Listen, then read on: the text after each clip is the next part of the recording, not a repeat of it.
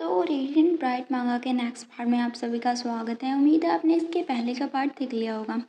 तो हमने देखा था यहाँ पर हमारी रेडिना होती है और वो कुछ बना रही होती है और साथ में कुछ गा रही होती है। निको उसकी वॉइस वॉइस सुन रही होती है, मतलब जो भी वो गा रहे होते हैं पोएम वगैरह। तभी वहाँ पर ना जो उड़ते हैं वो आ जाता है, जिसकी वजह से निको तो वहाँ से चली जाती है और उड़ते भी उसके साथ पोएम गाता है।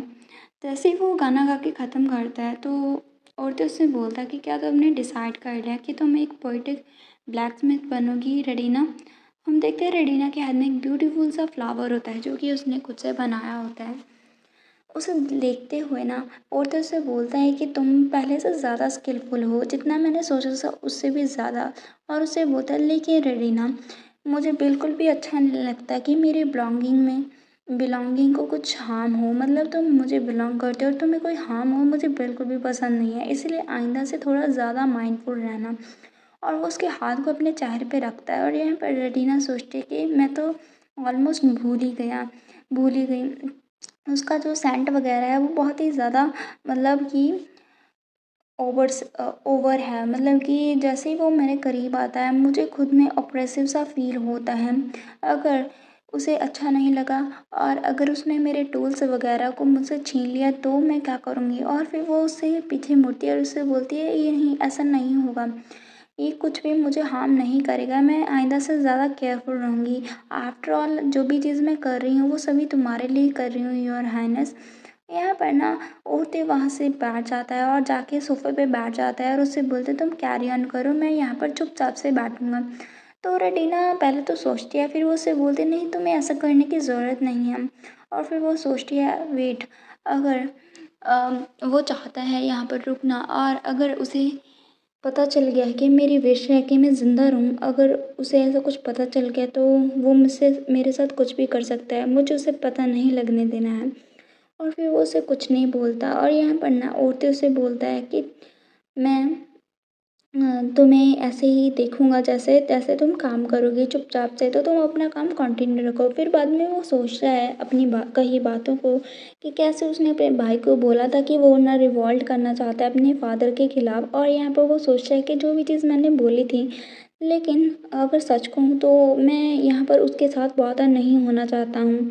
और फिर वो रेडिना को देखता है जो कि अपना काम कर रही होती है और वो सोचता है ये फ़नी थिंग है कि जैसे ही मैं घर पर आता हूँ मैं उसके बारे में सोचना शुरू कर देता हूँ, पता नहीं क्यों। क्या ये इसीलिए है क्योंकि उसके यहाँ पर होने पे मुझे मेरे माइंड के अंदर पीसनेस फील होती है, मतलब मुझे मेरे माइंड में बहुत ही शांति सी फील होती है। क्या वो उसके हाथों की वजह से है जिसकी फिंगरप्रिंट में ग्रास लगी होती है, या फिर जब वो सडनली अपने माउथ को ऐसे जल्दी जल्दी में साफ करने लगते हैं, जब भी वो पीच वगैरह खाते हैं, जब भी वो सोने लगते हैं, तब उसका जो पीसफुल सा चेहरा होता है। और इसके अलावा उसकी स्किन जिसके ऊपर हनी की सेंट होती है, वो सभी चीज़ें, वो सभी छोटी छोटी चीज़ें हैं ना जिसकी वजह से मैं उसे मिस करने लगता हूँ। मैं इन सभी मेमोरीज़ में फंस चुका हूँ और जैसे ही मैं उन सभी मेमोरीज़ को याद करता हूँ मेरे माइंड के अंदर बहुत ही ज़्यादा पीसफुलनेस होती है। और हम देखते हैं उसके अराउंड बहुत ही ज़्यादा जो वो स्काई है वो अच्छा हो जाता है। और यहाँ पर वो इसी वजह से जो है हमारी रेडिना के पास आता है, क्योंकि रेडिना के माइंड को वो नहीं पढ़ पाता, आपको पता है, जिसकी वजह से उसे यहाँ पर आने में कोई उसकी जो थॉट्स हैं, इनर थॉट्स हैं, वो सुनाई नहीं देते और वो अच्छे से यहाँ पर रह पाता है और दूसरे लोगों की कंपनी भी इंजॉय कर पाता है। यहाँ पर हम देखते हैं रेडिना भी कुछ सोच रही होती है। मैं उससे पूछना चाहती थी कि जो लास्ट टाइम, मतलब अभी कुछ दिनों से बहुत ही ज़्यादा रेन हो रही है, क्या वो उसके कारण हो रही है और वो इतना ज़्यादा टायर्ड क्यों लग रहा है।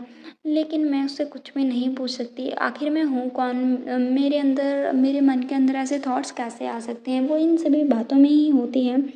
तभी वो निको की बातों को याद करती है कि निको ने उसे बोला था कि मैरिज करने के लिए जो भी सन के मतलब लड़के होते हैं उन्हें पहले अपनी वर्जिनिटी लॉस करनी होती है, ये यहाँ का रिचुअल है। और जो हर मैजेस्टी हैं, मतलब जो क्वीन है ना, वो इसीलिए जो हिज़ हाइनेस है, मतलब कि थर्ड प्रिंस, उसकी मैरिज करवाना चाहती है उसकी, और जो पायरस फैमिली है वो थर्ड प्रिंस के ऊपर आग कढ़ाए हुए है काफ़ी लंबे टाइम से, ताकि वो जो थर्ड प्रिंस है उसकी पावर उसके साथ हो सके। यहाँ पर उसे याद आता है लास्ट टाइम जब जो होता है और उसने उसके किस किया था और उसे बोला था कि मुझे लगता है कि अभी ये लिए इनफ है, अभी तुम्हें और ज़्यादा स्ट्रांग होने की ज़रूरत है, मुझे विथस्टैंड करने के लिए, मेरे साथ खड़े हो रहने के लिए। और उन सभी चीज़ों को मतलब सोचते हुए यहाँ पर रेडिना सोचते हैं कि मुझे नहीं पता कि उसने मुझे क्यों चूज़ किया है, लेकिन मुझे लगता है कि आज रात वो रात है कि हम एक्चुअली में कुछ करें, और ये सोचते ही वो यहाँ पर ब्लश करना स्टार्ट कर देती है। तभी वो यहाँ पर ना उसका ध्यान नहीं होता कि उसने गरम-गरम भट्टी के ऊपर ना अपना हाथ ना लगा लिया होता है, और वहाँ पर उसका जल जाता है और वो आउच बोलती है। जैसे ही उसकी आवाज़ निकलती है, यहाँ पर औरतें उसे बोलता है रेडिना। यहाँ पर ना रेडिना सुनते ही रेडिना के जो चिल सा फ़ील होने लगता है, उसे लगता है कि अभी औरतें उसे डाँटेगा, क्योंकि उसने पहले ही बोल दिया था कि मुझे पसंद नहीं है कि मेरी चीज़ के ऊपर कोई भी खरोच आए। यहाँ पर औरती उसे पीछे से बोलता है कि जल्दी से यहाँ पर आओ, तो रेडिना उससे बोलती है मैं ठीक हूँ, मैं ये तो थोड़ी-सी इंजरी है छोटी-सी। तो यहाँ औरती वो बोलता है कि मुझे अभी-अभी जले हुए मांस की स्मेल आई है, तो तुम यहाँ पर जल्दी से आ जाओ। और फिर वो उसके हाथ को पकड़ते हुए उसे बोलता है ये पेनफुल लग रहा है, और उसे वहाँ पर ना हाथ को अपने मुँह के करीब लेकर आता है, उससे बोलता है कि मैं अभी इसे जल्दी से हील कर देता हूँ। जैसे ही वो वहाँ पर अपना कुछ करने वाला होता है, तभी यहाँ उसे जैसे ही वो आँख बंद करता है उसे कुछ फ़ील होता है। वो बोलता है कि ये क्या है? यहाँ पर हम देखते हैं बहुत सारे लोग उसकी जो पैलेस के अराउंड पास आउट हो रहे होते हैं, जो कि ब्लैक रॉब्स में होते हैं। ये ना रॉयल इन्विस होते हैं, मतलब जो कि रॉयल्टी का कोई मतलब समाचार वगैरह लेकर आए हैं, और ऐसा लग रहा है कि वो यहाँ से पास आउट हो रहे हैं। और यहाँ पर वो देखता है रेडिना के जले हुए मांस को और सोचता है कि बहुत ही ज़्यादा हॉरिबल टाइमिंग है। अगर उन्हें ना यहाँ पर ना ह्यूमन सेंट की स्निफ़ आ गई, मतलब ह्यूमन सेंट की स्मेल आ गई और जले हुए की स्मेल आ गई, तो ये बहुत ही ज़्यादा बुरा होगा। मुझे कुछ ना कुछ करना ही होगा। मैं अपनी ब्रीथ को यूज़ करने वाला था इसे मास्क करने के लिए। यहाँ पर वो उसे बोलता है रेडिना से कि क्या हम फ़िनिश करें जो कि हमने लास्ट टाइम पे स्टार्ट किया था, ताकि जो इन्वर्स हैं उनका जो ध्यान है वो वहाँ पर ना जा सके। यहाँ पर वो स्माइल करते हुए उसे देखता है, तो यहाँ पर रेडिना भी ब्लश करते हुए सोचती है कि क्या तुम्हारा मतलब है कि हम यहाँ पर वो चीज़ करने वाले हैं। फिर हम देखते हैं औरतें उसे अपने हाथ में उठा लेता है और वहाँ पर वो लेकर जाता है उसे, और उससे बोलता है तुम्हारा फेस बहुत ही ज़्यादा फ्लश्ड है, बहुत ही ज़्यादा मतलब कि रेड हो रखा है रेडिना, क्या फायर यहाँ पर बहुत ही ज़्यादा हॉट है कि तुम्हारी स्किन यहाँ पर गर्म होने शुरू हो गया। तो रेडिना उससे बोलते है कि नहीं ऐसा नहीं है, ये इसीलिए है। वो कुछ बोलने वाली होती है, तभी जो औरतें हैं उसे किस करते हैं, और यहाँ पर रेडिना भी उसके साथ होती है। और यहाँ पर रेडिना सोचती है कि मैं अभी क्या करूँ, और जो भी चीज़ मैंने सोचा था वो नहीं हो रहा। और यहाँ पर और तो सोच रहा है कि जो रेडिना है वो अभी मुझे विथस्टैंड करने के लिए रेडी नहीं है। वो अभी यहाँ पर पूरी तरह से तैयार नहीं है। अगर ऐसा ही चलता रहा तो वो जो लोग हैं उन्हें पता चल सकता है उसकी प्रेज़ेंस के बारे में। तभी जैसे ही वो रुकता है यहाँ पर ना रेडिना उससे बोलते हैं कि क्या कुछ गलत है? क्या कुछ ऐसी चीज़ है जो आपकी लाइकी और अकॉर्डिंग नहीं है योर हाइनेस?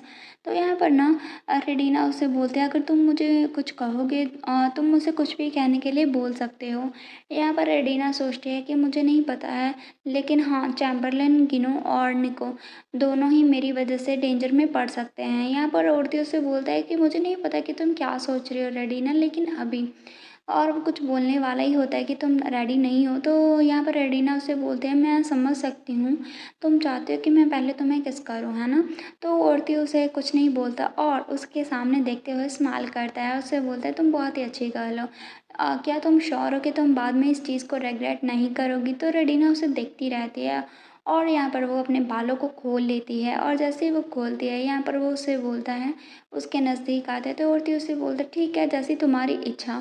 और वो दोनों एक दूसरे को किस करने लगते हैं। यहाँ पर इसके साथ हमारा जो चैप्टर है वो फिनिश हो जाता है, मतलब अभी फाइनली वो दोनों रेडी हो गए हैं अपने जो रिश्ता है उसके एक स्टेप आगे जाने के लिए। और आपको क्या लगता है जब वो अपनी वर्जिनिटी लूज़ कर देगा, क्या वो सच में जो रेडी है उसे जला देगा, या फिर किसी और से मैरिज कर लेगा, या फिर नहीं? एंड दैट्स इट, यहाँ पर हमारा चैप्टर फिनिश होता है। Bye bye.